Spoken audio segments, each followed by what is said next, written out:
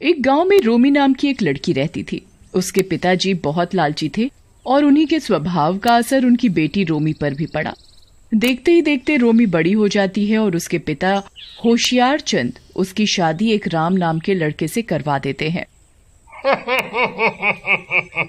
जा बेटी, मैंने तेरी शादी गांव के सबसे अमीर घर में की है, तो हमेशा तुझे खुश रखेगा। उसके पास बहुत पैसा है। बेटी, मैं तो इतना जानती हूँ कि राम एक बहुत अच्छा और सुलझा लड़का है, बस पैसा तो आता जाता रहता है। फिर शादी के बाद रोमी और राम अपने घर आते हैं। अरे वाह, ये घर तो बहुत सुंदर है जी। रोमी, घर तो घर की लक्ष्मी से बनता है और मेरे घर की लक्ष्मी तुम हो। फिर कुछ दिनों बाद राम को खेतों में बहुत नुकसान हो जाता है और राम अमीर से गरीब हो जाता है।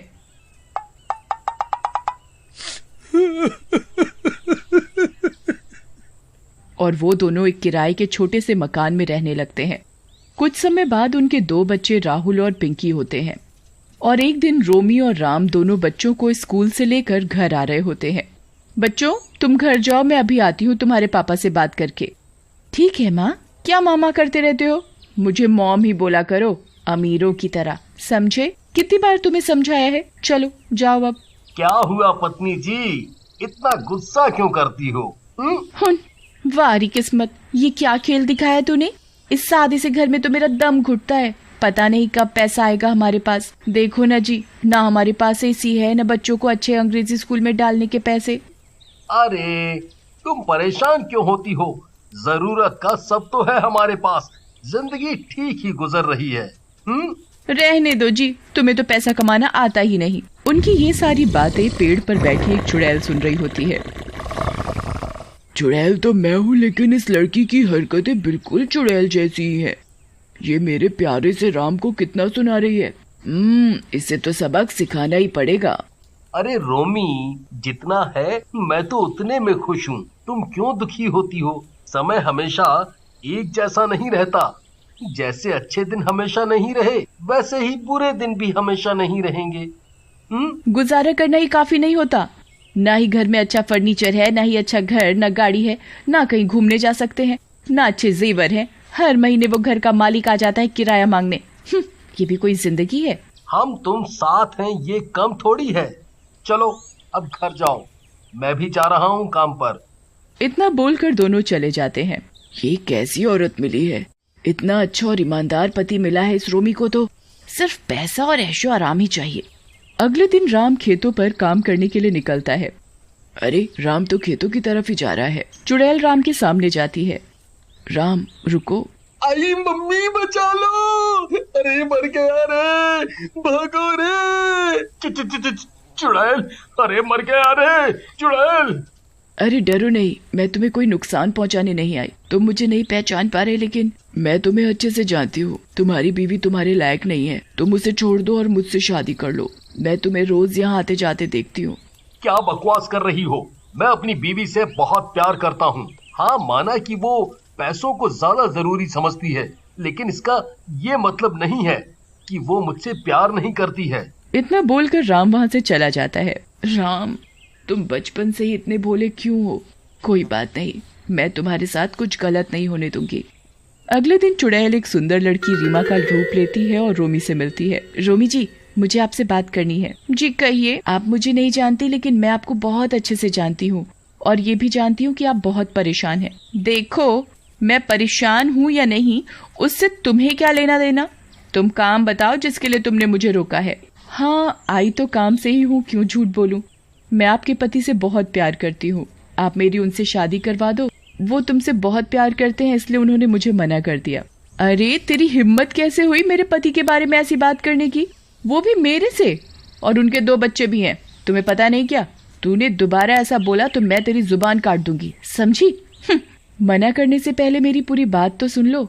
इसमें तुम्हारा भी फायदा है। अगर तुम अपने पति से मेरी शादी करवाओगी तो मैं तुम्हें बहुत सारा पैसा दूंगी।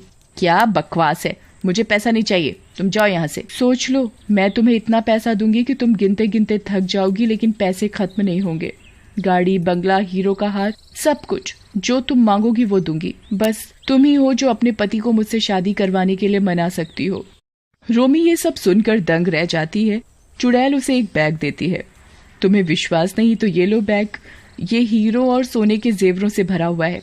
देख लो, तुम अपने बच्चों को और पति को एक अच्छी जिंदगी दे सकती हो। रोमी जैसे ही बैग को खोलती है उसकी आंखें फटी की फटी रह जाती हैं। वो बैग सच में हीरे और सोने के जेवरों से भरा होता है।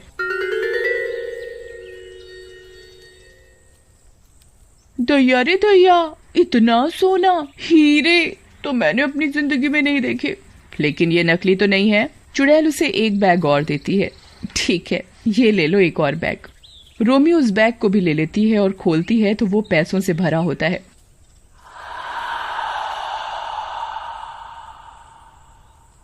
अरे ये तो असली पैसे हैं। लेकिन तुम हो कौन? तुम आम खाओ, गुठलियों के दाम मत पूछो। तुम अपने पति से मेरी शादी करवा दो। तुम्हें पैसा चाहिए और मुझे तुम्हारा पति। रोमी को कुछ समझ नहीं आता। एक तरफ वो राम से बहुत प्यार करती है और दूसरी तरफ जिंदगी सुधारने के लिए पैसों को भी जरूरी समझती है। क्या हुआ? क्या सोचा तुमने? मैं घर जा रही हूँ, ये बैग तुम ले लो। नहीं, ये तुम रखो और मुझे कल सोचकर बताना। मैं तुम्हें कल खेतों में मिलूंगी। रोमी घर चली जाती है और सारी रात सो नहीं पाती। अगली सुबह वो राम से बात करती है। राम, तुम मेरी एक बात मानोगे? एक क्यों, तुम जो कहोगी वो मानूंगा। तुम दूसरी शादी कर लो। क्या? आज सुबह सुबह मैं ही मिला हूँ मजाक के लिए? देख लो, तुम्हारी सौतन आएगी तो मेरा प्यार बढ़ जाएगा। हाँ वो तो है, पर कोई बात नहीं। हम सबके सुख के लिए मैं तुम्हारी दूसरी शादी करने को तैयार हूँ। आज ही शादी कर लो। दूसरी ओर खेतों में चुड़ैल रोमी का इंतजार कर रही होती है।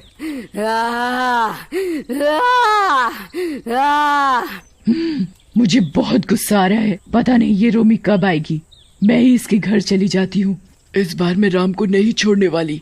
बचपन का प्यार है मेरा राम। पहले भी राम ने मुझसे शादी नहीं की और मैंने आत्महत्या कर ली, लेकिन क्या फायदा हुआ। आज भी मैं राम के लिए तड़प रही हूँ। अब राम मिलेगा मुझे तभी सुकून मिलेगा। चुड़ैल रीमा का रूप लेकर राम के घर जाती है। राम और रोमी शादी की ही बात कर रहे होते हैं। अरे रीमा, तुम यहाँ? चलो अच्छा है तुम ही आ गई। देखो जी, ये है रीमा। बहुत अच्छी लड़की है और बहुत पैसे भी दे रही है। हमारा जीवन सुधर जाएगा। आप इससे शादी कर लो। अब समझा, तुम्हारा दिमाग खराब तो नहीं है। मैं कभी दूसरी शादी नहीं करूंगा। मेरे लिए परिवार जरूरी है, पैसा नहीं। मुझे अब तक लग रहा था कि तुम मजाक कर रही हो। नहीं, मैं मजाक नहीं कर रही जी। इतने में होशियार चंद और रोमी की माँ भी आ जाते हैं। अरे वाह, इतना पैसा लाई है तो दामाद जी शादी कर लो। दोनों बहनों की तरह रहेंगी साथ में।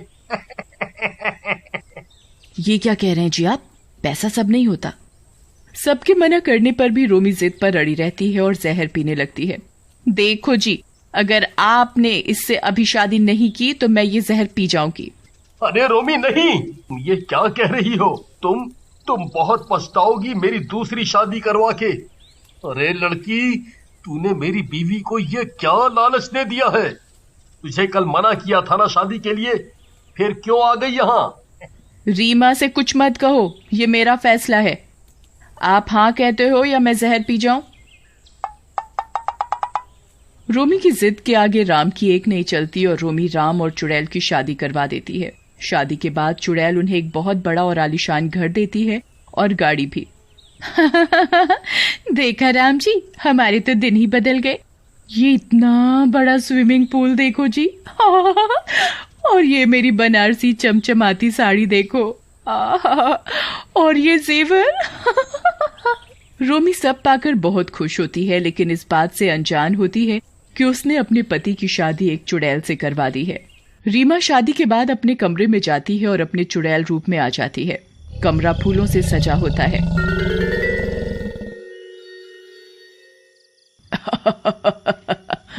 मैंने जो चाहा वो मुझे आज मिल ही गया।